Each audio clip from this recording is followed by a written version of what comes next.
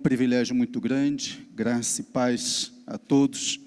Eu quero deixar registrada a minha gratidão à liderança da igreja, em especial ao pastor, que nos confiou esse momento e podemos compartilhar daquilo que Deus já tem tratado no nosso coração. Pastor Ricardo explicou na semana passada que, em função da viagem dele, ele foi no capítulo 2, e nós hoje retornaremos ao capítulo 1, para que essa sequência seja recuperada no próximo domingo. Então, convido os irmãos a acompanharem a leitura, aqueles que têm as suas Bíblias, seus aplicativos, na segunda carta de Paulo aos Tessalonicenses, a partir do verso de número 3, que é o texto que vai nortear a nossa reflexão nessa manhã. Eu estarei lendo na versão King James, então os irmãos podem acompanhar também na projeção. Assim nos diz a palavra de Deus. Devemos dar graças a Deus por vós sempre, irmãos, como é de razão, porque a vossa fé cresce muitíssimo, e a caridade de cada um de vós aumenta de uns para com os outros, de maneira que nós mesmos nos gloriamos de vós nas igrejas de Deus, por causa da vossa paciência e fé, e em todas as vossas perseguições e tribulações que suportais. O que é prova clara do justo julgamento de Deus, para que sejais considerados dignos do reino de Deus, pelo qual também sofreis. Visto que é algo justo diante de Deus recompensar tribulação aos que vos atribulam, e a vós, que sois atribulados, descanso conosco, quando o Senhor Jesus se revelar desde o céu com os seus anjos poderosos, em chama de fogo, tomando vingança dos que não conhecem a Deus e dos que não obedecem ao evangelho do nosso Senhor Jesus Cristo, os quais serão punidos com eterna destruição, longe da presença do Senhor e da glória do seu poder, quando vier para ser glorificado nos seus santos e para ser admirado naquele dia, em que todos os que creem, porque o nosso testemunho foi crido entre vós, pelo que também oramos sempre por vós, para que o nosso Deus vos considere dignos desta vocação e cumpra todo o desejo da sua bondade e a obra da fé com poder, para que o nome do nosso Senhor Jesus Cristo seja glorificado em vós, e vós nele, segundo a graça do nosso Deus e do Senhor Jesus Cristo. Que o Senhor fale poderosamente aos nossos corações nesta manhã. Amém, igreja? O apóstolo Paulo, ele começa a introdução, essa saudação e os elogios, praticamente repetindo os termos que ele usou na primeira carta, com exceção da palavra esperança. Inclusive, alguns estudiosos, alguns comentaristas dizem, será que a igreja perdeu esperança? Eu não vou radicalizar dessa forma, não. Claro que a ausência de uma palavra não tira os méritos daquela igreja. A ausência de uma expressão que estava na primeira epístola e não está na segunda, não desmerece ou não coloca aqueles irmãos agora numa posição inferior, muito pelo contrário. Se nós observarmos até alguns adjetivos que são usados aqui, por exemplo, quando ele diz a fé aumenta muitíssimo. Há um pequeno intervalo entre a primeira carta e a segunda carta. É claro, quando lemos toda a carta, Paulo aqui é, às vezes, até um pouco mais duro do que foi na primeira. Alguns até dizem que na primeira carta ele foi mais aquele pastor amoroso, aquele pastor que acolhe, aquele pastor que abraça, não deixa de chamar a atenção, mas aqui nas críticas, nas observações, ele é mais duro, é mais contundente, ele é mais incisivo. Então Paulo não está aqui passando pano na cabeça da igreja, Paulo não está negando que existam problemas. Pastor Ricardo, pregando na semana passada, ele toca talvez aquele que seria a coluna vertebral do problema maior que ele detecta na segunda carta, que é a questão de como estão ali se comportando em relação à volta do Senhor.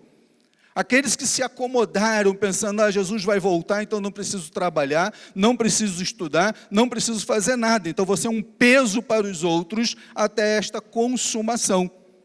E Paulo diz de maneira muito contundente, né, chamando essas pessoas de preguiçosos. Se fosse talvez usar uma expressão bem popular nossa, deixem de ser vagabundos. Não fiquem na aba dos outros. Então Paulo não está negando que existam problemas. Acho que coisa tremenda.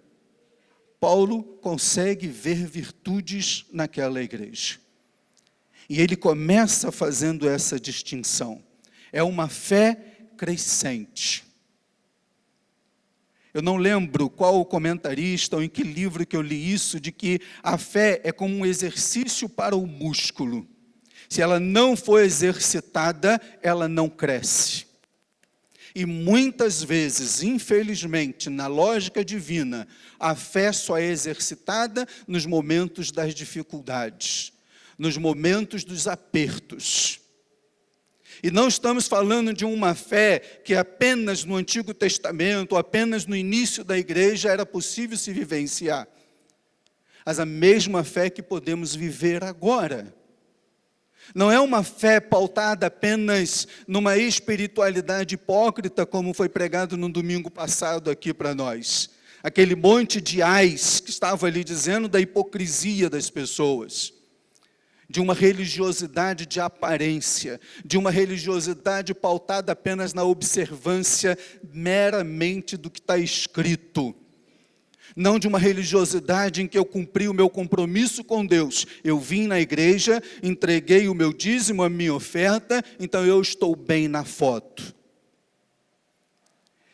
Eu lembro de uma experiência, eu posso compartilhá-la com os irmãos, de como muitas vezes nós somos surpreendidos no exercício simples desta fé. Já tem bastante anos quando nós passamos por essa experiência. Nosso filho Ismael, muito pequeno, sempre teve problemas de bronquite, essas coisas, doenças respiratórias. E naquele mês, nós assim tivemos despesas totalmente fora do que nós podíamos planejar. Os remédios, inclusive, não eram dados como são hoje para algumas enfermidades. Tinham que ser comprados. E eu lembro que eu sentei com a Noêmia na hora do café. Alguns vão lembrar, né, que tinha aquele papel de pão. Mais novos não sabem o que é isso, não. Pão vinha embrulhado num papel específico para isso. Estávamos ali na mesa do café, eu e Noêmia tomamos café. E eu compartilhei com ela, olha, eu não sei como vamos terminar o mês. A nossa realidade é essa. Botamos ali, escrevi no papel de pão. Vou precisar de tantas passagens para trabalhar. Vamos precisar disso, para isso, para isso e para isso. Fizemos as contas. Oramos, saí para trabalhar. Peguei o metrô em Maria da Graça, nós morávamos ali, eu pastoreava de tempo parcial.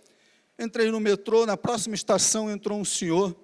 Pastor César, que bom lhe encontrar. Eu tenho um defeito. Eu não consigo gravar a fisionomia das pessoas direito e associar os nomes e o local.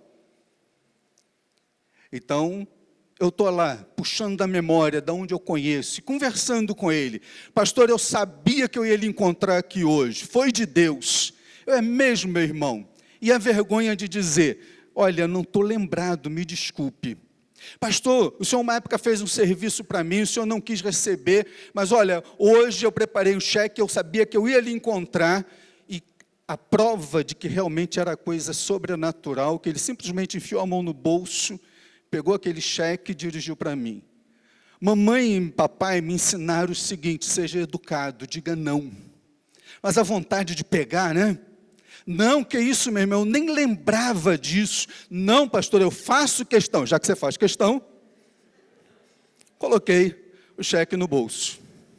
E doido para olhar, e doido para não estar cruzado. E aquele irmão conversando. Descemos na Central do Brasil, ele entrou no mesmo vagão que eu. Meu Deus, eu quero olhar esse cheque. Mais 2 estações, ele desceu, eu continuei, aí eu olhei discretamente, desci e voltei para casa. Noêmia tomou um susto. Não, perdeu o emprego? Eu falei, não, cadê o papel? Ela, que papel? Que fizemos a conta. Por que não colocamos um 0 a mais ali? era exatamente o valor que nós tínhamos colocado diante de Deus, que nós precisávamos para terminar aquele mês. Meus irmãos, nestas pequenas experiências, nós vemos a provisão do Senhor.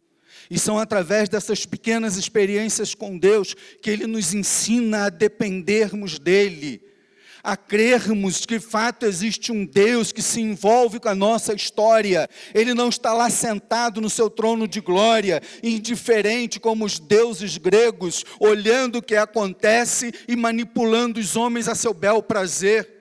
Ou talvez no momento lá de muita coisa sem graça, sem sentido, vamos promover uma guerrinha para a gente se distrair, vamos mandar uma catástrofe para a gente se alegrar. Não!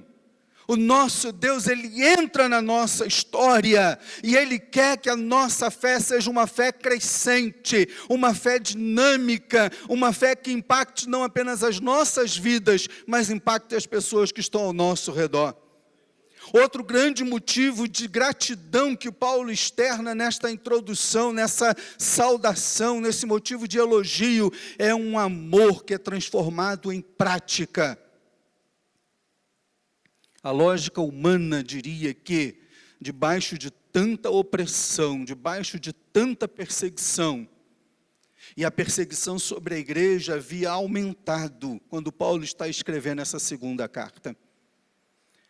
Mas Paulo, pelo testemunho que recebeu de Timóteo, ele constata e elogia a igreja. O amor de vocês também está crescendo. O cuidado entre vocês está crescendo. Em João nós lemos que o mundo vai conhecer Deus quando amarmos uns aos outros. Não é pela nossa oratória, não serão por causa dos templos suntuosos, não é por causa de uma dinâmica, de uma liturgia, que Deus vai ser glorificado na vida das pessoas que não o conhecem. A liturgia faz bem a nós. A liturgia é para a nossa estrutura própria. Mas Deus é glorificado lá fora, quando as pessoas veem como nos tratamos uns aos outros, como tornamos esta palavra amor, não apenas numa expressão, num vocabulário, mas transformamos isso num estilo de vida. E numa primeira provocação, eu fiquei imaginando, hipoteticamente, se Paulo fosse escrever uma carta a Ibisu, que características positivas Paulo colocaria nesta carta? Paulo usa até uma expressão muito interessante, muito contundente. Ele se sente na obrigação de agradecer a Deus. Ele está tão alegre, ele está tão motivado pelo que ele ouve, que ele diz, olha, eu tenho que agradecer a Deus. Que características ele apontaria para a nossa igreja? Será que Paulo reconheceria em nós uma fé que cresce muitíssimo? Ou esta fé é circunstancial? Minha vida está um marasmo, então a minha vida espiritual está da mesma forma. Então que o Senhor levante perseguições. Que o Senhor coloque no nosso caminho dificuldades. Será que amor entre nós, como igreja, é só uma palavra ou de fato é um estilo de vida? Paulo faz agora um link muito interessante, onde ele vai introduzir não um novo assunto, mas complementar o que ele está percebendo daquela igreja, inclusive preparando a igreja para o que ele escreveu no capítulo 2. Onde ele fala sobre como vamos lidar com estas questões da perseguição. Eu lembro quando meu filho passou um tempo na Ásia, e ele conhecendo a chamada igreja subterrânea, aquela igreja que não pode se manifestar. Ele dizia que num prédio, por exemplo, podiam existir 3, 4 igrejas subterrâneas, sem que uma conhecesse a outra. Apartamentos que eram usados para que irmãos em Cristo estivessem ali de maneira silenciosa, secreta, adorando a Deus. E quando ele estava para voltar para o Brasil, eles se reuniram com alguns desses líderes desta igreja subterrânea, e alguém da equipe perguntou: vocês querem que nós levemos para a igreja brasileira o pedido de oração para que as perseguições diminuam, para que as perseguições acabem? E a resposta foi não. Não orem para que a perseguição acabe. Ore para nós suportarmos as perseguições e sermos dignos de Jesus Cristo. Meus irmãos, ao ler esse texto do apóstolo Paulo, todo esse capítulo, me veio à memória imediatamente essa resposta de um daqueles pastores. Compreendendo antes de mais nada que inclusive a fé que eles possuíam era alimentada assim por essas circunstâncias adversas. Não tendo contato com a nossa cultura, não tendo contato com a fragilidade, inclusive, da existência da igreja brasileira, uma igreja que às vezes está brigando entre si. Nós vamos em determinados bairros aqui de Juiz de Fora e temos lá igrejas uma do lado da outra e gritando uma contra a outra para ver se conquista o consumidor pelo grito. Olha, o meu produto é diferenciado, aqui tem fogo do céu, aqui tem isso, ali tem aquilo. Ou seja, produto para todos os gostos. Uma fé, inclusive, muitos que se dizem cristãos, hoje eu estou chateado com a Ibisul, eu vou procurar uma igreja mais viva, uma igreja mais quente. E pula-se de galho em galho, e perde toda a identidade. Aí daqui a pouco vira uma verdadeira macumba gospel, que é o que nós vemos muitas vezes por aí, esse sincretismo religioso levado aos extremos. É uma verdade, é uma realidade que nós estamos lidando com ela. A partir do versículo de número 6, o apóstolo Paulo ele começa a tratar essas questões. Falar desta perseguição. E aqui cabe uma importante observação. Quando ele diz de atribulação, quando ele fala desta perseguição, ele está falando de questões muito sérias. É uma questão metódica, é uma questão assim, um empenho lógico, é um empenho muito bem orquestrado. É uma coisa diária, contínua. É todo um aparato sendo usado para desestimular ou trazer as pessoas a que renunciem àquela fé e que elas retrocedam. É uma opressão, segundo alguns estudiosos da própria língua, oprimindo as pessoas de maneira que, quem sabe, eles não desistem.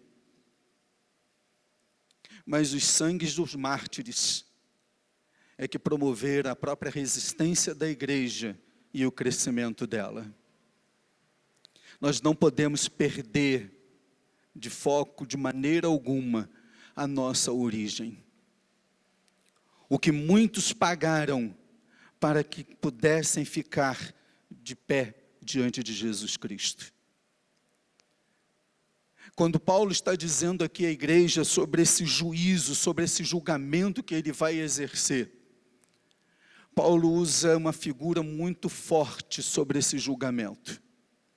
Alguns críticos vão dizer, mas como é que pode um Deus que se diz tão bondoso, tão amoroso? Quantas pessoas no meio evangélico mesmo dizem, não, no dia do juízo final, Deus vai salvar todo mundo, porque Deus é bom. Sim, Deus é bom. Sim, Deus é misericordioso. Sim, Deus é Deus de graça, de misericórdia, mas Deus é Deus de justiça. E Ele não vai compactuar com o pecado. Na escola bíblica dominical estudamos hoje, alguns não puderam participar, então não podem entender, às vezes, muitas vezes, a necessidade da própria disciplina. Pastor Rafael foi muito honesto quando disse sobre a expressão lá, né? Entregar o corpo a Satanás. A gente pode criar algumas teorias aí, mas essa verdade só vai chegar quando chegar lá no céu e perguntar: Paulo, o que você quis dizer com isso? Eu tenho uma pergunta para Paulo. Paulo, que negócio é esse de espinho na carne? A gente lá ficou discutindo, teve gente que falou porque você era careca, outros falaram que você era feio, outros falaram que você era casado. Falava-se tanta coisa, mas como foi você que escreveu? O que era esse negócio? Aí vai poder esclarecer. Mas eu entendo que Deus permite a alguns que se desviam, até mesmo para que um dia se arrependam e voltem aos caminhos do Senhor, os sofrimentos. Eu, durante um tempo da minha vida, por causa de questões familiares, me afastei da presença do Senhor. Rejeitei tudo aquilo que aprendi dentro da minha casa.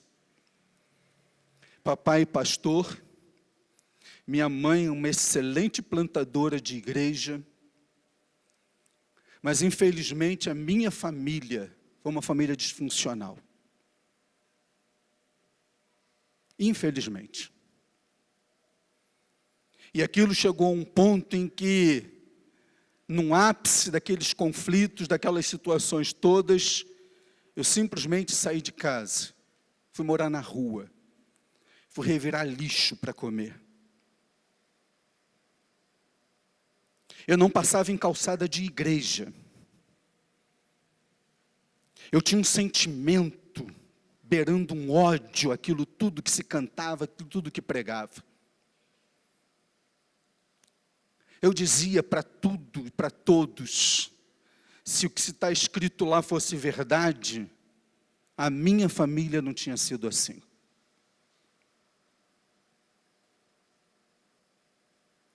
Dormia durante o dia, porque à noite eu tinha medo de ser violentado, medo da violência.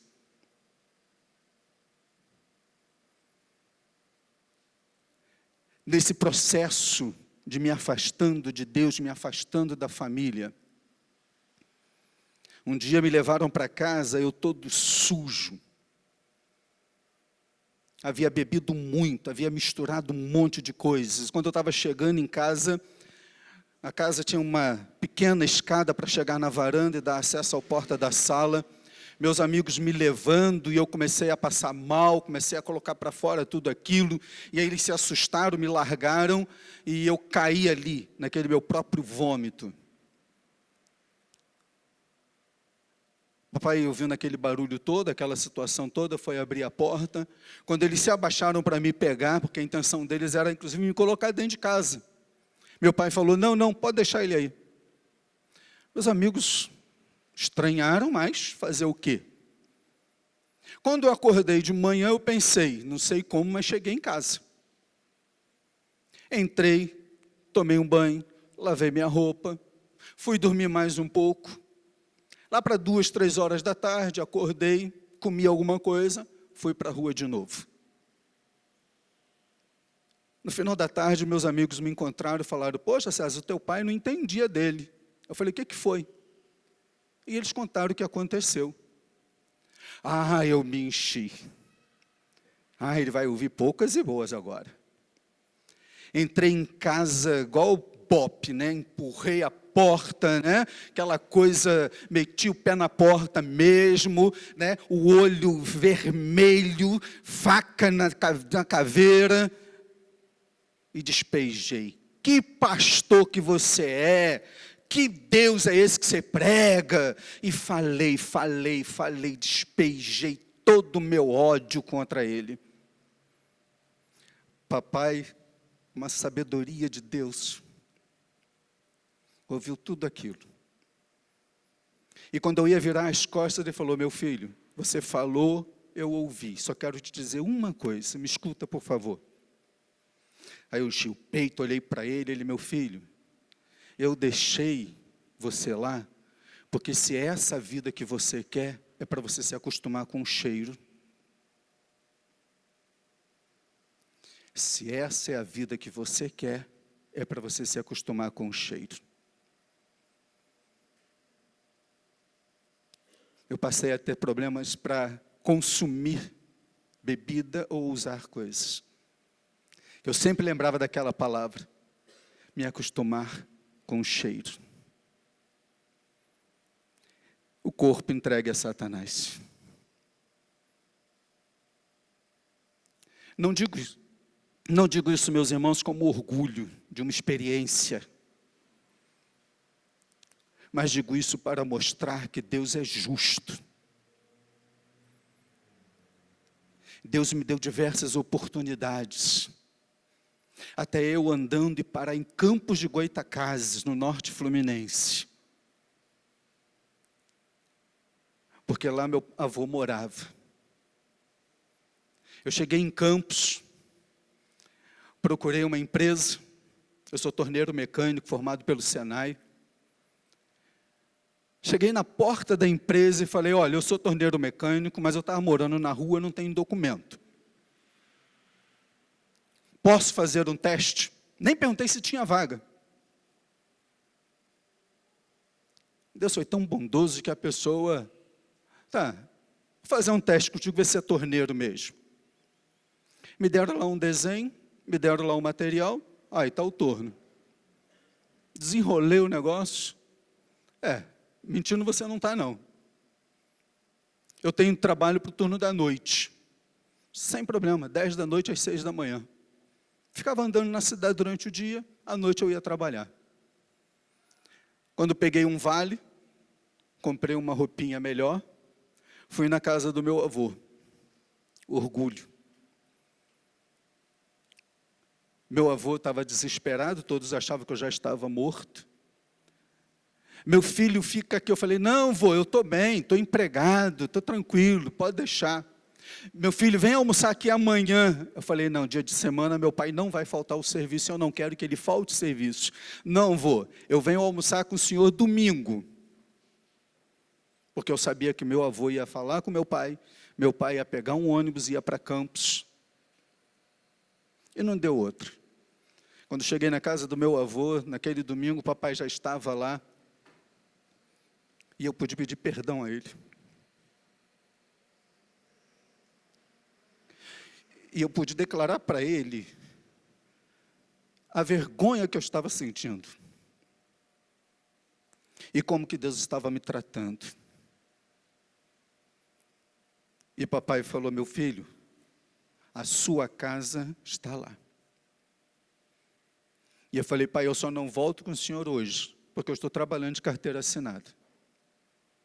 Mas amanhã, segunda-feira, eu vou pedir baixa na carteira. Tanto é que na minha carteira de trabalho é a empresa que eu tenho o menor tempo de trabalho. Não deu um mês. Fui lá, pedi a baixa, voltei para o Rio, voltei para a casa do meu pai, me reconciliei com a igreja e depois me tornei obediente àquilo que Deus tinha para a minha vida. Deus é justo. Por isso o apóstolo Paulo diz que aqueles que oprimem, aqueles que perseguem, é como um anjo vindo de Deus para exercer esse juízo.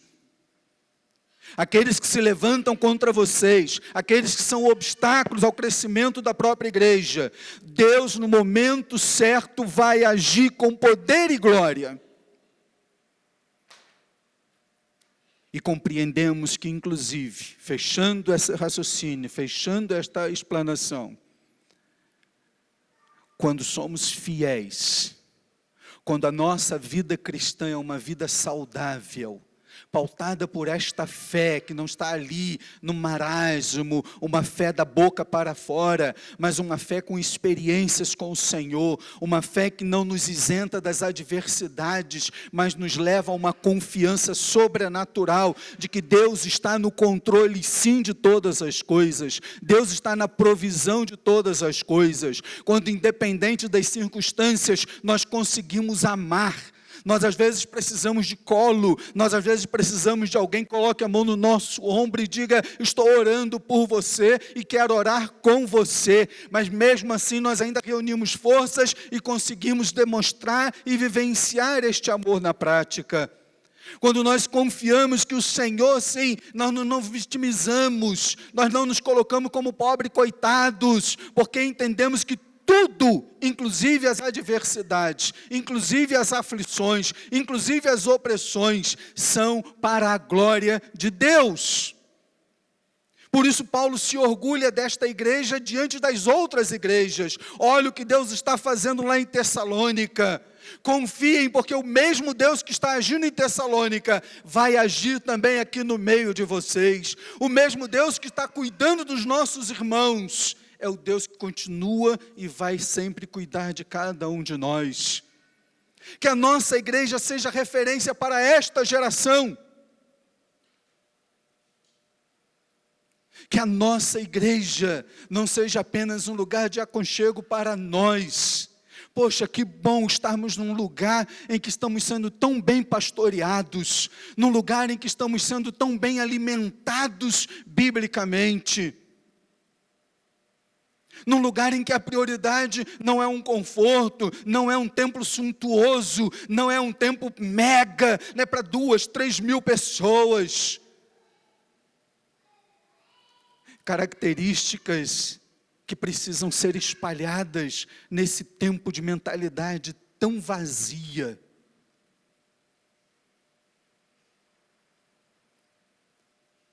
Ontem eu e minha esposa fomos ver aquele filme Som da Liberdade. Não vou dar spoiler do filme, alguns já viram aí algumas coisas. Uma expressão que a Noêmia usou quando nós saímos do cinema foi: a gente não vê o mundo, a gente não vê a sociedade da mesma forma. Vão assistir aqueles que puderem. É pesado. Não é um filme para agradar o ego e você se divertir. Saímos do cinema e não conseguimos nem ir para a praça de alimentação. Parecia de um peso, um bolo. E de imaginar que isso está acontecendo nesse minuto.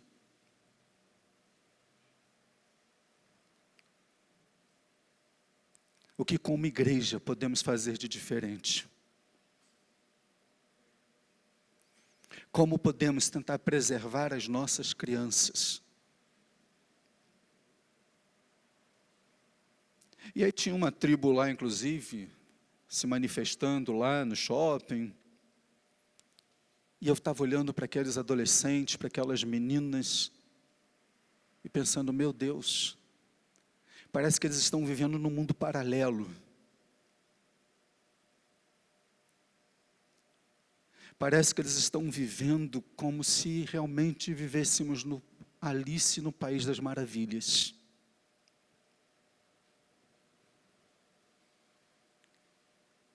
Igreja, a nossa existência é para a glória do Senhor. A nossa relevância vai ser em fazermos a diferença para esta geração.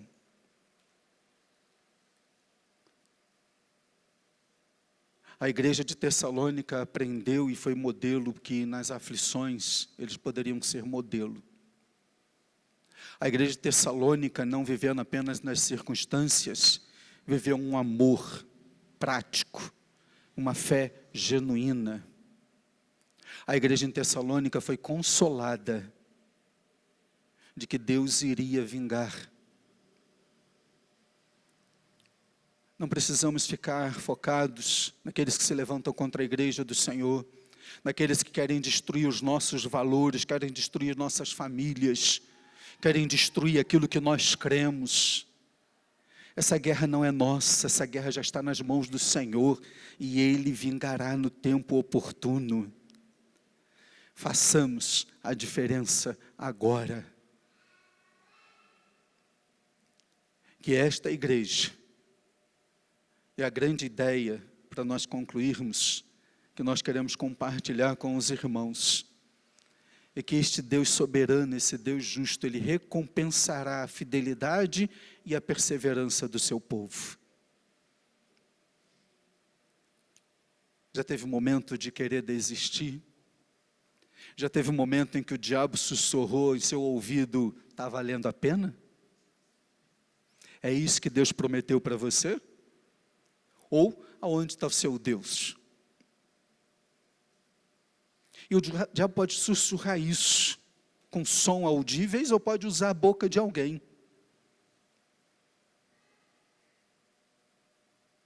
Mas quando nós mantemos a fidelidade, essa perseverança, Deus recompensa. E as perseguições serão punidas, e elas são para a glória dele em Cristo Jesus. Que o Senhor abra nossa mente, o nosso entendimento, para vivermos estas verdades. Vamos orar mais uma vez? Como já foi dito aqui, Deus sabe como está o seu coração. Deus sabe aquilo que pode estar incomodando, aquilo que pode estar te afligindo. Pode ser sim uma enfermidade, pode ser sim um problema dentro da sua casa, com sua família, pode ser uma dificuldade financeira. Mas o nosso olhar agora é para esse Deus que nos recompensa. O nosso olhar agora é para aquela cruz do meio, para que Ele seja glorificado através de nós, para que o mundo veja a glória dEle através de nós. E como lidamos com as adversidades, como lidamos com as aflições, vão dizer muito do nosso caráter e da nossa fé. Coloque diante de Deus isso que tem te angustiado. Coloque diante de Deus aquilo que tem preocupado o seu coração, aquilo que talvez tenha trazido medo. Lança sobre Ele. É o que a palavra nos recomenda. Santo Deus e eterno Pai. Pai, obrigado por tão grande amor. Obrigado por tão grande salvação que nos alcançou. Obrigado, Pai, pela semana que findou. Porque podemos olhar para trás e declarar que até aqui nos ajudou o Senhor. Nos sustentou nos momentos difíceis. Nos levantou quando estávamos caindo. Enxugou as nossas lágrimas quando estávamos chorando. Recebeu a nossa gratidão e reconhecimento pelas bênçãos. Obrigado, Pai, por esta semana que se inicia. Obrigado por este momento de celebração na Tua casa. Obrigado, Pai, por cada irmão, por cada família aqui representada. Obrigado, Senhor Deus, pelos louvores. Obrigado pela Tua palavra e que Teu Espírito Santo a complete em cada coração, não levando em conta as imperfeições e limitações deste pregador. Mas fala, Pai, fala com poder e autoridade. Ajuda-nos nas nossas fraquezas. Ajuda-nos, ó Pai, para que vivamos esta fé crescente. Essa fé que se multiplica, esta fé que se transforma em prática. Esta fé que está associada a fazer. Porque fé sem obras é morta. Ajuda-nos, ó Pai, a falarmos de amor, mas acima de tudo vivermos o amor. Obrigado pelo consolo que a Tua palavra traz, de que o Senhor é um Deus justo, e o Senhor não vai compactuar nunca com o pecado. Obrigado, Senhor Deus, pela existência desta igreja, pelo nosso pastor Ricardo, pelo conselho de pastores, pela liderança desta igreja. Que o Senhor continue usando a cada um deles para nos pastorearem, para nos conduzirem, e que esta igreja seja uma referência, não apenas neste bairro, em Juiz de Fora, em Minas, pelo Brasil, para a glória do Senhor. Dá-nos um dia na Tua presença, Pai. E tudo que fizermos hoje e durante os próximos dias, seja para a glória do Senhor. Estas coisas pedimos, não porque merecemos, mas porque oramos em nome de Jesus Cristo. Amém.